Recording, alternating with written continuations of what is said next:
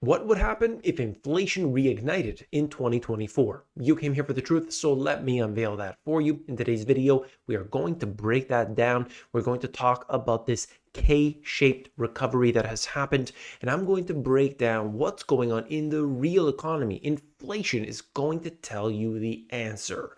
Let's begin by taking a look at something that, quite frankly, needs to be understood in depth, and that is inflation. You can look at one measurement or another, and it'll tell a completely different story. But once we connect the dots, we get the full picture.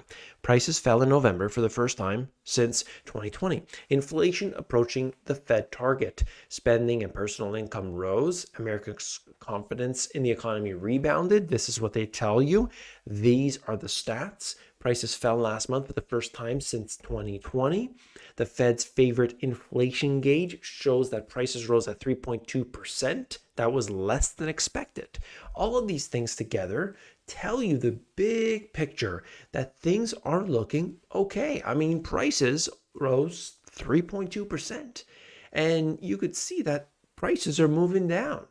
But how many things do you buy today that the price is actually, in fact, lower than what it was before? Yeah, you might get certain examples, but is it the same quality? Is it actually containing the same stuff? And of course, the shrinkflation and something else I'm going to bring up to you in today's video, something new, at least a new term, and it's going to highlight what's really going on here with the consumer. You see, you've got all these things showing up, and a lot of it needs to be connected together, or else you'll just simply skim over it and move on to the next. But that's why you're here. You want the truth. Consumer sentiment finishes 2023 on a high note as inflation wanes.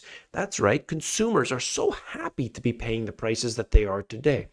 But let's be honest, when we see these days, and I'm in the e-commerce world, and I see it myself, there's a huge dip prior to Prime Day, prior to Boxing Day, prior to these different sale days. Why? Because the consumer has been trained to simply wait for those moments in time because they're going to get that exact same product at a discounted price. Or there are some others, at least in my niche, where you'll see they will jack up the price beforehand so they can do that fake slash through price when the time comes.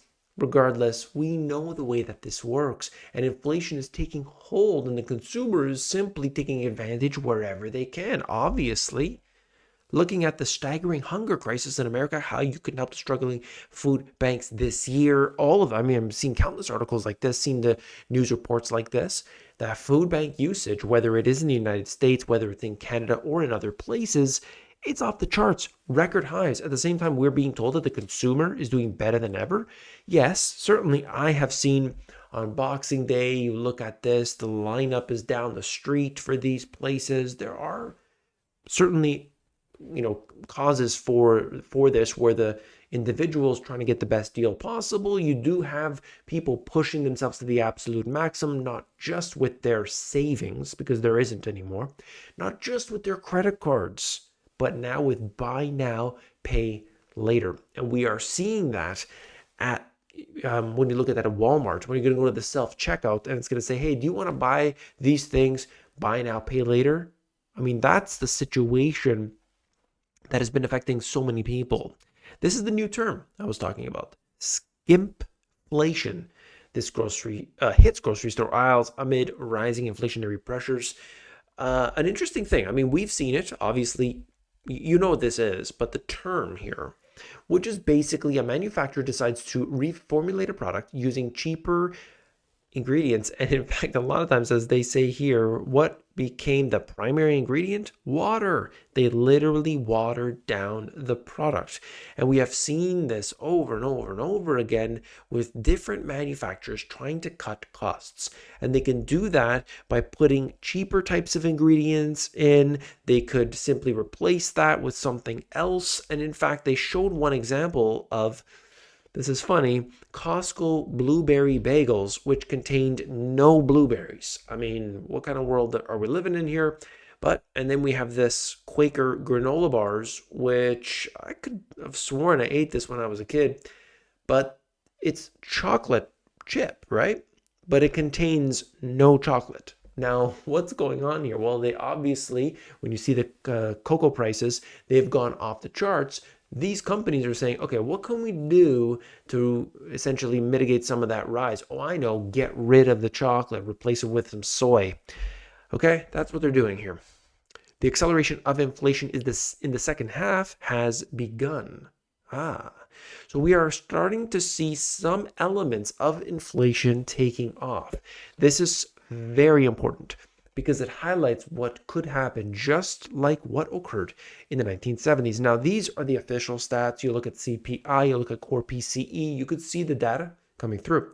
However, it doesn't necessarily have to show up there. It could be just going on with the manipulated data remaining subdued. It's 3%, it's 4%, it's 2%, whatever it is. But you, the individual, you are just getting hammered by it. And if something doesn't change right now, the consumer simply cannot. They cannot deal with this. And so we look at the few issues that we've had recently, which is the skimflation, the shrinkflation, where the toilet paper is getting smaller, where the paper towel is less inside each roll. You could see it going on in all the food products, one by one by one. So yeah, you're paying the same price, or maybe you could say, it's down, even down a little. Let's pretend, which I haven't seen that, but we'll say it's down a little bit. Are you getting the same quality? Are you getting water added to your products? Are you getting less inside of that same thing? Or it's a service where they used to include, think of the car wash, where they used to include these 5 different things. Now it's just that one thing for the same price. Oh yeah, when you go to get the car wash, you're spending $10, but it used to include all of these different things. Now you only get the basic. So just think of that like an example, okay? So these are things that are going on all over the place, and it is, in fact, one way, shape, or form, inflation. So we've got the potential for reignited inflation. That's what they're talking about here. I also want to highlight the fact that this is part of the K-shaped economic recovery, right? Because we saw that during 2020, where a lot of people were being hurt, they were suffering. At this time, you had individuals that would basically say, okay, well, at some point things are going to get better and we're going to be okay. But what happened? It was a K-shaped recovery where the richest of the rich, no problem. Even those who were, moderately okay, at least in 2020, they were employed, they didn't really have a problem. However, 2021, 2022, the inflation went crazy. And of course, interest rates were the biggest issue, where now suddenly borrowing costs, which weren't a problem before, are now strangling people. And so we could look at the data, like I said, consumer price index, specifically the CPI-U. There are many of these different ones, whereby you will see that inflation has started to reignite, even using their own data. When we measure this month over month, you could start to see that. However, it wouldn't surprise me to simply see their data just decline, because it's so manipulated. They do it on purpose. There's no question about it. And you look at this type of thing where at the bottom it says, if the Fed is hoping for goods deflation, they'll be disappointed. And that actually may be the case. However, when we measure it like a CPI, core PCE, this bunch of data, it's really insignificant to the average person, because they're not going to feel CPI. That doesn't happen. I'll tell you who doesn't feel inflation. It's the rich. Luxury audio brand, this is Bang & Olufsen, that sells $139,000 speakers, says that it will beat the economic slowdown because the rich will only become richer. And it's true. And who can you thank for that? Who's responsible for that? Of course, we know it is the central banks.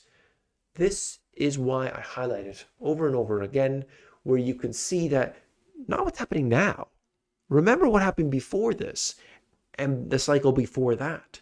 Because when you are pumping cash into the system, QE 1, 2, 3, and then when you stop your QE 3 and the other central banks around the world start pumping it in, you know that it's going to make its way back around and push prices up. This is a global situation, global activities taking place, and the richest of the rich, of course, will benefit. When will interest rates finally start coming down? Markets expect at least one cut by April or June. This is for Canada. Same circumstance for the Federal Reserve, believing that it's going to be March. Maybe it will be in May, who knows? But what they are suggesting is that it's going to come, first quarter potentially, rate cuts. And why? Because people are suffering, because the national debt is a big problem. And of course, corporations that need to grow are not able to do so when the when the debt is too expensive. So let me break this down here. Let me tie it in. When we look at these circumstances right here, we can see for a lot of these companies, you're talking about your big tech growth companies. These ones, they borrow money, and they've got to borrow based on what the current rates are. And so you got high rates right now. They're borrowing too much. That squeezes their margins down, and they can't grow like they did before. And so they start to feel the pressure. One by one, things happen, and that's what we're going through right now. We have, of course, the bank crisis. You've got companies that have slashed jobs. This is at a time of difficulty. Who knows where it's going to end up? But they need to cut rates in order to reduce the burden on these companies. It's all about the companies, the shareholders. It's all about the richest of the rich. It's not about you, right? They certainly don't care about you. And I ask you the question, where is the money going? Well, in this one example, the PPP funds, this was unbelievable. But apparently, they had to, if this is real, they use Barbie dolls to rob the relief programs. Okay, they had to use a picture. They were using Barbie dolls. Barbie dolls. And the AI, I guess it wasn't too smart, this AI that the government used, but it was allowing it. It happened, and billions of dollars went to waste. So you got to understand where your money is going is not the most efficient location. Let me tell you, you've got to protect yourself. What I do, I talk about this all the time on my live sessions. That isn't the link in the description. Basically, I get into this for people who want to know what to do with their money, for people who want to be able to analyze the information that's coming through so that they can be aware of it. The group that I have here is the most fantastic group I could ever ask for.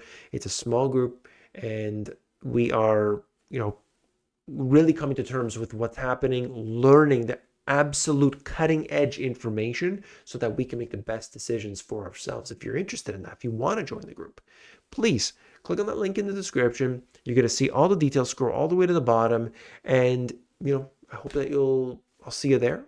If you found this informative, hit that thumbs up button, not once, not twice, but 3 times. All right. And I hope that I'll be seeing you here tomorrow. Take care.